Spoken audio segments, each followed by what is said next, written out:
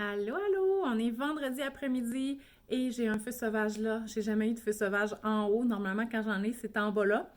Je comprends pas pourquoi, mais je vais vous avouer que j'aime mieux qu'il soit en haut parce que ça fait moins mal qu'en bas. Mais je sais pas, ça doit être les hormones. Hier, j'avais une extinction de voix. Ça a peut-être rapport avec ça aussi, mais là, je suis correct. De toute façon, je suis pas malade là. Même la voix, je trouvais que c'était étrange. Donc là, je reviens de l'épicerie. Je vais vous montrer ça. Je suis allée faire une épicerie vraiment de base chez Maxi. Oubliez pas, moi, je fais mon épicerie à tous les vendredis, mais je fais pas mon épicerie juste si mon frigo est vide, OK? Donc, habituellement, il est quand même assez plein. Je pourrais continuer plusieurs jours, mais c'est juste que je veux être sûre de ne pas manquer de mes essentiels. Donc, l'épicerie que je vais vous montrer, c'est pas mal mes bases, puis c'est pas mal les choses, si vous écoutez souvent mes vlogs épicerie, que vous avez déjà vus.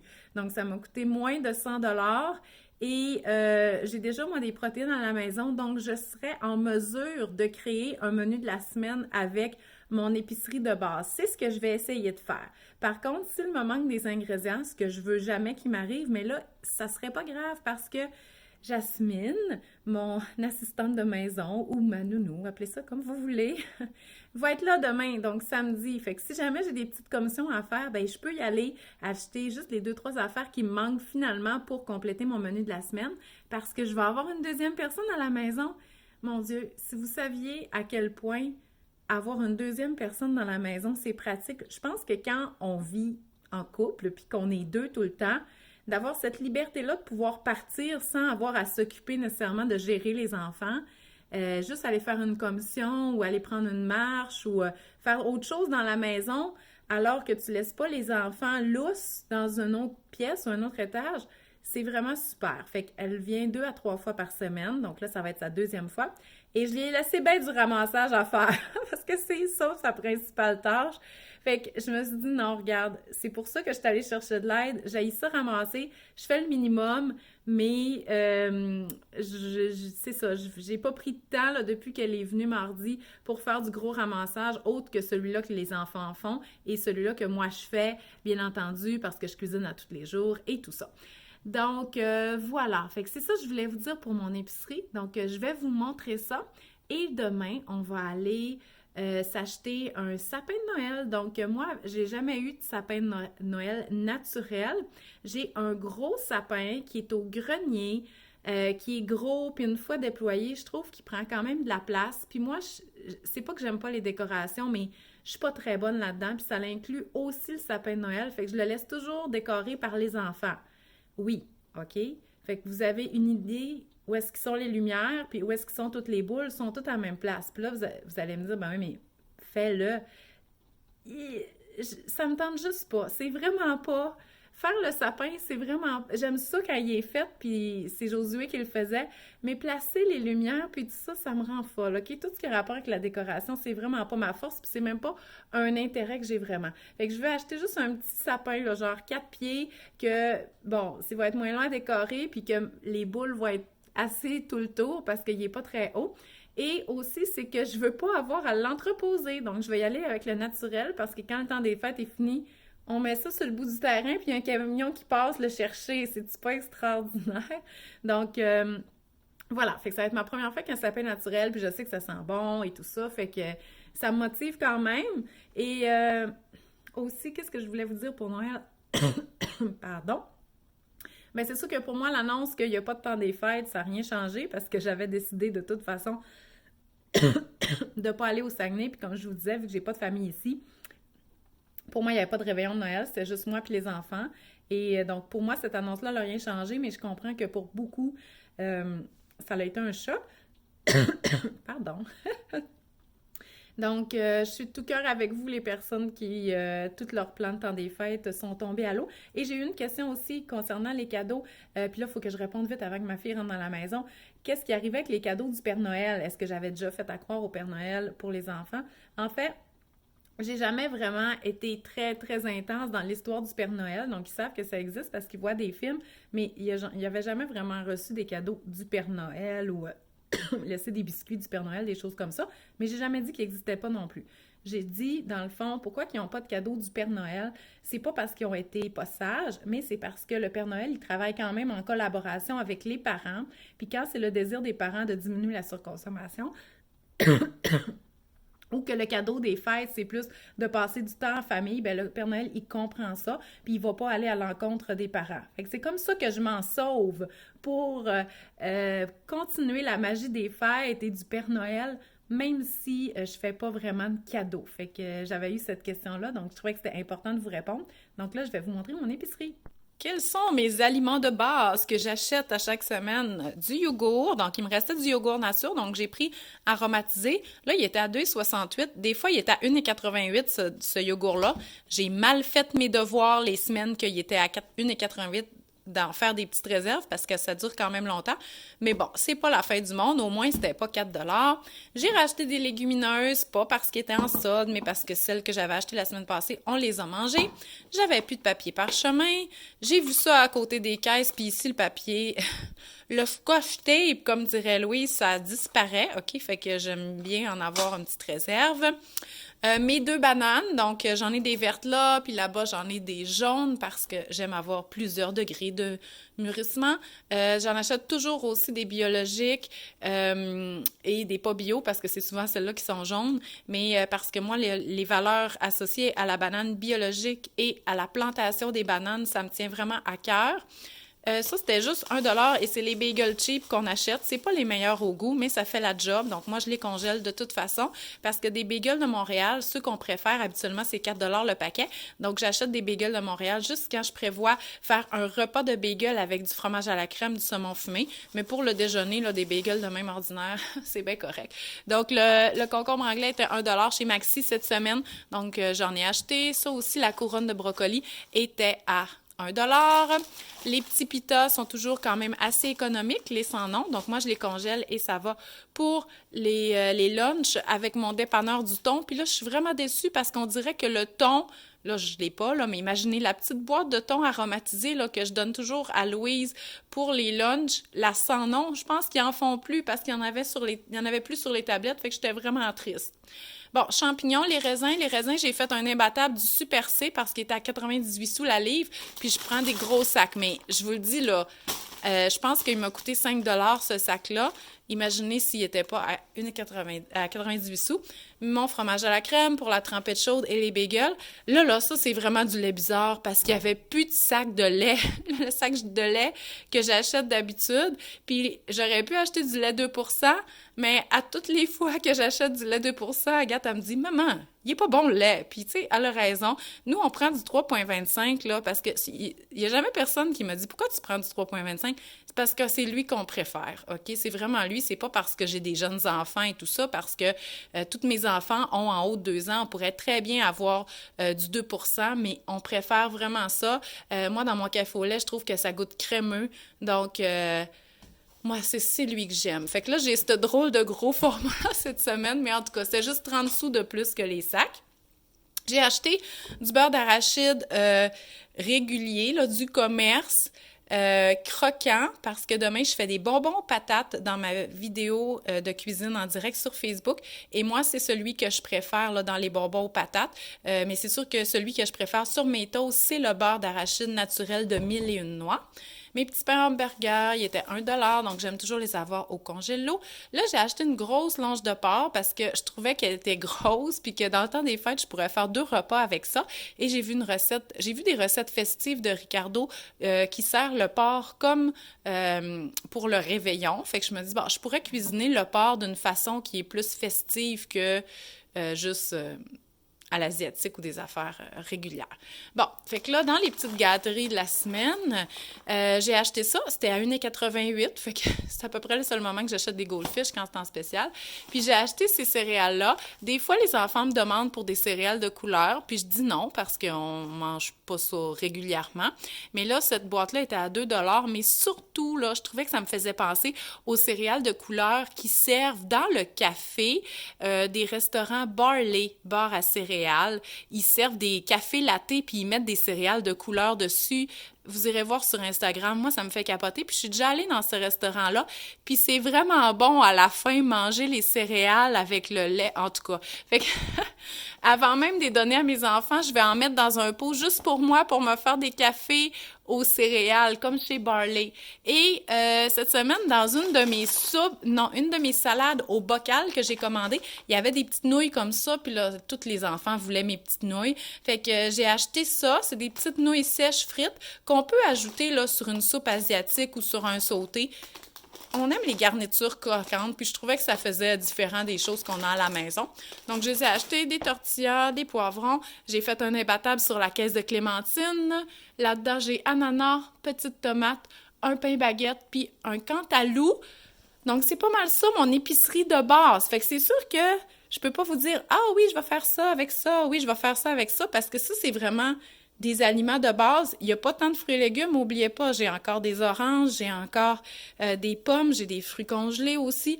Donc, on va être vraiment correct là au niveau fruits et légumes cette semaine. Puis moi, nous, on mange principalement des crudités. Puis sinon, j'ai des légumes de longue conservation, j'ai des choux, j'ai des oignons, j'ai du rutabaga. Donc, on est vraiment complet. Fait que ouais, peut-être que demain matin, je pourrais vous partager finalement qu'est-ce que j'ai décidé de faire comme menu de la semaine en partant de ma base de maison et de mon épicerie de base de la semaine. Ce mois-ci, je ferai pas de vlog lecture. C'est pas parce que j'ai pas lu, c'est juste que j'aimerais ça vraiment vous donner des suggestions qui sont différentes. Et je vous explique qu'est-ce qui s'est passé. C'est que j'ai lu 2 suites de romans pour adolescents. Donc, c'est sûr que vous avez déjà vu les tomes 1 et 2 dans mes derniers vlogs lecture, mais là, c'est difficile de parler du tome 3 puis du tome 2 sans révéler des punchs. Et de toute façon, si à la base, cette série-là vous intéressait pas, ben ça donne pas grand-chose que je continue à vous en parler. Donc, j'ai lu Ma vie de jujube dorée et Premier rendez-vous, le tome 2, L'amour, c'est du caca. Puis, ça l'avait l'effet escompté. Donc, ça m'a rendue heureuse, ça m'a mis un sourire dans le visage. Je vous avais demandé sur Instagram quel type de livre vous intéressait pour varier un petit peu mes suggestions. Et là, j'ai changé un petit peu de registre parce que, bon, moi, j'aime les histoires pour adolescents parce que je trouve que c'est pas trop dramatique. Puis, tu sais, je trouve pas ça lourd à lire, je trouve ça léger, je trouve ça le fun, ça me rend heureuse. J'aime pas la chick lit parce que souvent, je trouve que les aventures sont complètement rocambolesques. Et aussi, c'est que j'ai un peu de la difficulté. J'aime la romance, mais la romance dans un quotidien, ça vient me chercher parce que, bon, moi, j'aime la romance, puis moi, j'en ai pas vraiment dans ma vie. Fait que je préfère la romance pour adolescents parce que je trouve ça vraiment différent. Voilà. Donc, c'est pour ça que j'aime moins la chick lit. Fait que pour mettre mon cerveau vraiment à off, j'aime les histoires pour adolescents et j'aime le fantastique aussi parce que c'est vraiment différent du quotidien. Mais là, j'ai fait le contraire ce mois-ci. Je suis allée dans un mystère, donc je vous le montre, de Paula Hawkins. C'est elle qui avait écrit La fille du train, un livre que j'ai lu et que j'avais aimé. Puis j'avais lu j'avais écouté le film aussi, peut-être que vous avez juste vu le film, et j'avais aimé aussi, sauf que si vous avez vu le film, vous allez comprendre, là, c'est des atmosphères sombres, bien entendu, il y a un meurtre, il y a du mystère, on ne sait pas trop qu'est-ce qui se passe, puis là, on suit plusieurs personnages, donc la fille, bon, de la personne qui est décédée, sa sœur, puis là, l'inspecteur, puis on apprend toute l'histoire de cet endroit-là où est-ce qu'elle s'est noyée, et là, la sœur du personnage principal, parce qu'il y a plusieurs femmes qui se sont noyées exactement au même endroit. Et je suis convaincue que ça va être bon parce que là, justement, étant donné qu'on suit plusieurs personnages, je crois qu'on va avoir l'histoire toute entremêlée par des bribes d'informations ici et là, puis je suis convaincue, un peu comme dans La fille du train, qu'à la fin, tout va s'entrecroiser, puis on va faire « Oh mon Dieu, ça se tient, c'est vraiment intéressant ». Mais c'est contemporain dans le sens que ça se passe dans nos années, ça se passe en Angleterre, il fait sombre, il y a la mort et tout ça, puis on dirait que je suis pas là-dedans ces temps-ci. Fait que je suis quand même rendue ici. Je trouve ça bon, c'est bien écrit, la traduction est bonne, mais je trouve ça lourd. Fait que ça fait que j'ai pas jamais envie de m'asseoir pour aller lire. Mais c'est pas que c'est mauvais, c'est que c'est pas ça que j'ai envie de lire pour l'instant. Et j'ai lu aussi, ben j'ai pas encore terminé. C'est encore un peu le but de mon histoire de pas de vlog de lecture, pas de suggestion. Donc j'ai vu que Fanny Britt avait sorti un nouveau livre, ça s'appelle Faire les sucres. Et j'avais beaucoup aimé Les Maisons.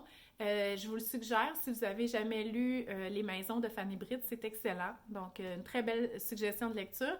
Mais là, on a des personnages qui sont un petit peu plus vieux. Encore une fois, on suit leur quotidien, mais vraiment plus l'introspection des deux personnages principaux et comment qu'ils se sentent. Puis là, on en apprend là, sur toute leur enfance et tout ça. Et c'est Adam qui est passé la quarantaine, qui est un chef cuisinier populaire, qui a des émissions de télé. Bon, il y a un accident là, de surf, puis ça l'a vraiment traumatisé, comme un syndrome de choc post-traumatique. Lui est correct, mais il a blessé quelqu'un. Puis là, je suis pas encore... Je suis quand même assez rendue loin, mais on voit des fois la personne qui a blessé, puis son enfance, mais là, pour l'instant, tout s'est pas encore regroupé parce que j'ai pas terminé. Et c'est vraiment bien écrit, c'est bon, la plume est excellente, OK? L'histoire, j'ai hâte de voir qu'est-ce qui va se passer parce que là, c'est... En tout cas, c'est vraiment, ils prennent des décisions, ça va mal, tu sais, on est proche un peu de la dépression et tout ça. Puis là, quand je vous dis que ça, c'était lourd, l'autre, c'est lourd aussi, fait que je vais continuer de le lire parce que c'est bon, mais c'est tellement pas ça que j'ai envie de lire en ce moment. Fait que ce que ça l'a fait, tout ça, là, les deux livres que j'avais débutés, que, je trouve ça lourd et ça a fait que je suis retournée lire des livres pour ados que j'avais lus cet été. Tu sais, il y a tellement de livres qui existent. Qui retourne lire des livres qu'ils ont lus, ça fait pas si longtemps. Mais c'est parce que j'avais comme juste besoin de ce feeling-là, de me sentir bien, puis de lire, puis de sourire. Donc voilà pourquoi que j'ai pas lu tant que ça ce mois-ci, parce que j'ai relu des livres que je vous avais déjà parlé, ou c'est ça, fait que j'ai pas grand-chose de nouveau à vous dire pour ça. Fait que j'ai lu, mais j'ai pas lu beaucoup de nouveaux romans. Mais pour le temps des fêtes, ce que je veux faire, c'est que je veux vraiment aller dans des séries fantastiques, surtout pour ados, ok? Même si c'est quand même assez complexe, mais c'est pour ados dans le sens que les personnages principaux sont jeunes et souvent c'est que le lectorat adolescent aime beaucoup le fantastique et je les comprends, ok? Parce que des fois on peut dire, moi ça m'intéresse pas vraiment. Oui, mais justement c'est parce que c'est tellement un monde qui est différent de nous qu'on peut pas dire pourquoi ça arrive pas ou oui ça m'arrive puis c'est oui ils vivent du drame là mais tu sais le drame c'est qu'il a été enlevé par une sorcière puis son dragon est mort et tout ça fait que tu sais c'est triste parce que tu t'attaches au personnage mais tu es dans un autre monde puis je pense que j'ai vraiment envie plus de ça ces temps-ci. Fait que pour le drame, là, je veux pas aller dans le contemporain, je veux vraiment aller dans le fantastique. Fait que je pense que c'est plus ça que je vais viser là pour le temps des fêtes. Donc voilà pour mes lectures du mois de novembre. On reste dans le sujet lecture, mais je vais pas vous faire la description ou la critique d'un livre. Je voulais vous parler de ma liseuse et c'est quoi une liseuse et aussi de vous parler des livres numériques, ok? Parce que je trouve vraiment que c'est une bonne idée cadeau. Puis vous me demandez souvent comment je fais pour avoir le temps de lire. Et voilà. Fait j'avais vraiment envie de vous parler de ma liseuse. C'est une maman qui m'a suggéré ça. Donc elle me voyait tout le temps préparer mes valises là, pour aller au Saguenay. Puis que j'amenais comme 10 livres ou 15 livres parce que, tu sais, d'un coup je voulais pas lire lui, d'un coup que je voulais lire lui. Puis elle m'a écrit, puis elle m'a dit pourquoi tu t'achètes pas une liseuse? Puis je connaissais rien là-dessus. Fait que c'est probablement pour ça que je m'en achetais pas. C'est que j'avais vraiment pas je connaissais pas. Je savais c'était quoi, mais je me disais, non, moi j'aime lire les livres en papier, puis tout ça. Ben oui, à la plage, c'est toujours le fun, ça, du livre en papier, surtout quand on les emprunte à la bibliothèque. Donc, fait que j'ai commencé, vu que les bibliothèques étaient fermées parce que c'était le confinement, au printemps, j'ai commencé à lire là-dessus. En fait, j'ai lu un article de Protégez-vous que je vous recommande si jamais vous voulez en apprendre plus sur les liseuses. Mais en gros, là, ce qu'il nous disait, c'est que les liseuses, il y avait deux marques, c'est pas compliqué. Il y a la Kindle de Amazon et il y a la Kobo.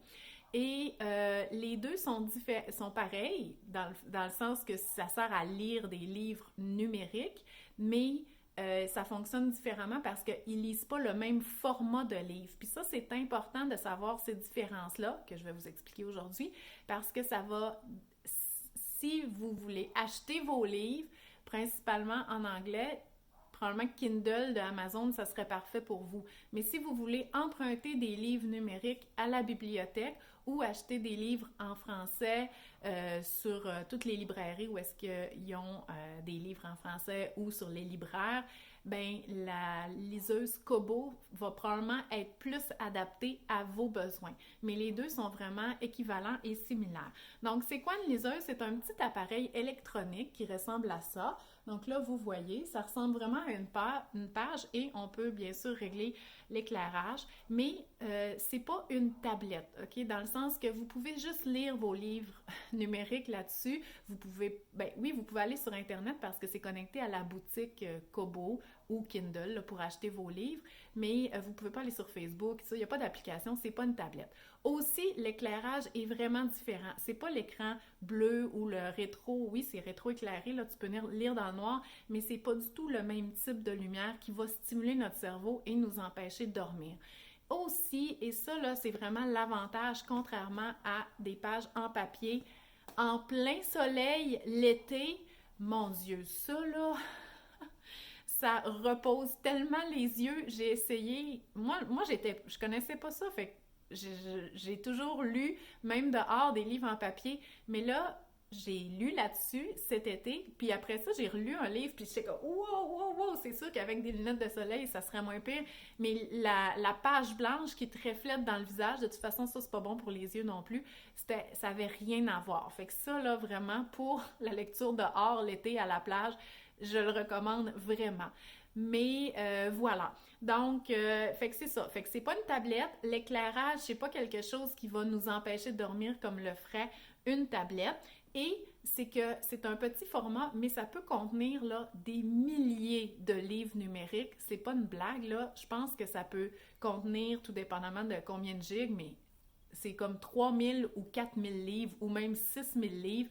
Donc, même si vous en avez 100 puis 200, c'est déjà de la job de livre, là. Mais c'est juste dans ce petit format-là, on peut avoir tous les livres là-dedans. Donc ça, c'est vraiment super. Puis aussi, c'est que, étant donné que ça ne demande pas beaucoup de batterie, ça demande à être rechargé via un câble USB directement dans l'ordinateur une fois par 3 semaines à peu près. Donc, c'est vraiment, vraiment simple. Là, c'est sûr que je me suis acheté un petit étui, OK? Mais j'ai été longtemps sans étui, donc c'est sûr que ça ressemble à une petite tablette. Mais là, j'ai un beau petit étui, je le trouve beau puis pratique parce que je l'ai échappé une fois par terre, puis mon Dieu, je pensais que c'était brisé, puis j'étais vraiment triste.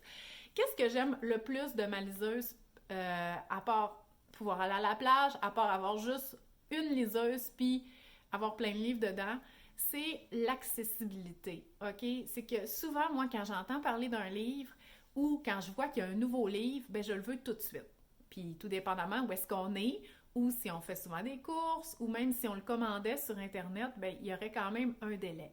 Alors que là, soit par le prêt numérique ou l'achat de livres numériques en ligne, c'est instantané. Après ça, c'est juste de le transférer dans la liseuse, puis on l'a sous la main. Et moi, j'ai trouvé ça vraiment super pratique en voyage. Quand je suis allée sur la Côte-Nord, j'ai fait des emprunts de livres numériques directement de mon ordinateur, puis le lendemain à la plage, j'avais mon nouveau livre, fait que je trouvais ça vraiment extraordinaire.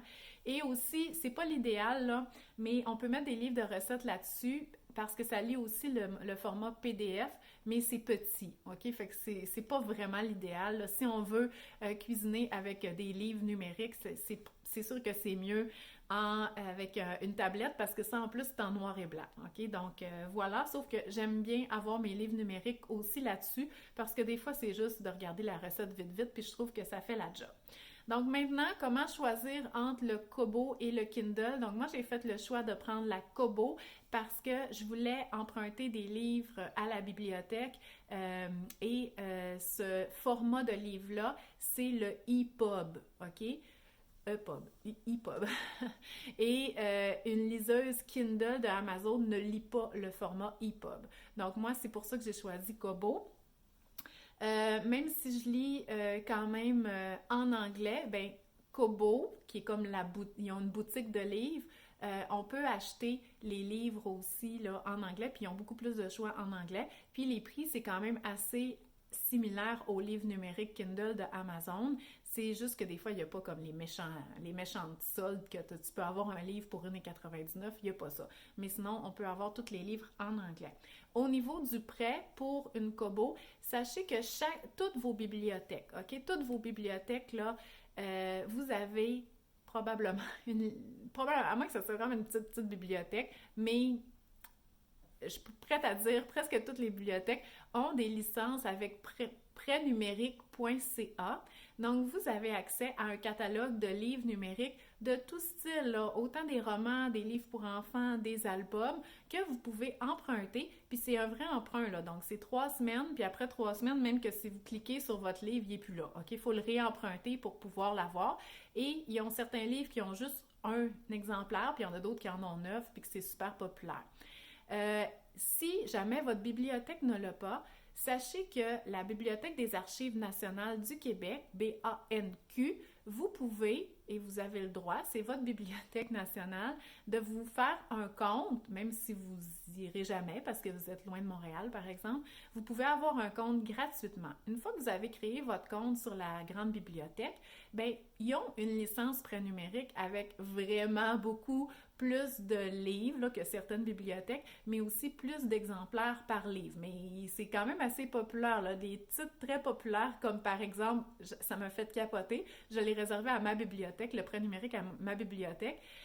Et quand il arrive, on reçoit un courriel, il dit « Vous pouvez télécharger votre prêt, le nouveau livre de Pierre-Yves McSween, Liberté 45, OK? Puis il va être prêt pour moi, là, à ma bibliothèque ici à Sainte-Catherine, au mois de janvier. Fait que probablement qu'autour du mois de janvier, à moins que quelqu'un le remette avant, je vais recevoir mon courriel pour me dire que j'ai accès à mon prêt pour le lire. Mais sur sur le site du prêt numérique, la grande bibliothèque, il est réservé jusqu'en 2022. Ça m'a fait capoter, j'en revenais pas, OK? Fait que juste pour vous dire qu'ils ont un certain nombre de copies, mais il y en a qui sont très populaires. Donc, vous avez ces deux options-là pour pouvoir lire des livres de bibliothèque via le prêt numérique, mais n'oubliez pas, si vous dites « Ah oui, moi je vais vraiment emprunter des livres à la bibliothèque », il vous faut une Kobo et non pas une Kindle parce que ça lit pas le format EPUB. Donc voilà, bien entendu, vous pouvez acheter des livres, OK? Quand vous avez acheté des livres et qui sont dans votre liseuse, ils vous appartiennent. Vous pouvez acheter directement sur Kobo ou toutes les librairies en ligne, Renaud-Bré ou même les libraires, vous avez aussi la possibilité là, d'acheter le format numérique et sur chaque maison d'édition. Donc voilà, puis je vous le dis, c'est sûr que c'est pas pareil comme le papier, là, mais il y a quand même des avantages. Puis le fait de pouvoir les avoir partout, tout le temps avec soi, moi je trouve que c'est vraiment super. On s'habitue vraiment vite à la liseuse. Il y a un dictionnaire intégré aussi, même en anglais, donc on clique dessus, ça peut nous dire c'est quoi le mot. On peut surligner, bon, on peut changer la luminosité, la taille de la police, donc on peut faire plein de choses, mais je veux dire, toutes les fonctions sont parfaites, là, mais moi, je fais juste lire. Fait que j'ajoute la luminosité puis la grosseur du texte et c'est à peu près tout. Maintenant, si vous optez pour la Kindle de Amazon, je crois qu'elle lit les PDF aussi, mais sinon, elle va lire le format Kindle. Donc là, vous ne pourrez pas faire les prêts à la bibliothèque. Il y a probablement des façons de les convertir, là, OK? Mais vous allez devoir acheter les formats Kindle sur Amazon et les lire là-dedans. Fait que c'est pas mal ça. Mais sinon, les deux liseuses sont vraiment comparables. J'ai failli m'acheter une Kindle. Parce que là, il y avait des soldes là, pour le Black Friday, puis tout ça, puis je me disais, ah, j'aimerais ça, tu sais, des fois, il y a vraiment des livres que je me fais recommander ou sur le marketing, puis là, je regarde, puis ils sont vraiment pas chers sur Amazon, puis je pourrais les télécharger puis les lire sur mon ordinateur, mais c'est pas ça, c'est pas pareil. Lire avec une liseuse, c'est pas comme lire sur une tablette ou un ordinateur. Mais là, je me suis dit, non, franchement, là, c'est correct, là, le trip de la liseuse, fait que j'ai résisté. Je me suis demandé, est-ce que j'en ai vraiment besoin? La réponse, c'était non. Mais moi, j'ai une amie qui a une Kindle et des fois, je suis un petit peu jalouse. Là. Hier, elle a reçu une carte cadeau pour sa fête Amazon, puis là, elle me demandait des suggestions, puis là, elle voyait qu'il y avait un livre qui était à 2,99. J'étais comme, ah, Fait que j'étais comme, mais je me disais, je vais-tu m'acheter une autre liseuse juste pour pouvoir profiter des belles sols comme ça?